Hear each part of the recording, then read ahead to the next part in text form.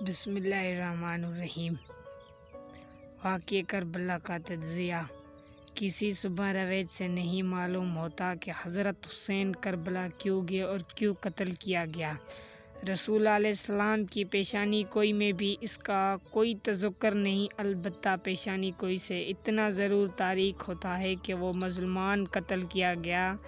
ان کی شہادت اہل عراق کے ایک سازش کے نتیجے معلوم ہوتی ہے۔ اس سازش میں عبداللہ بن زیاد بھی شریک تھا، اور اگر شریک نہیں تھا تو اہل عراق نے خنجر کا الزام لگایا اور انہیں قتل کر دیا۔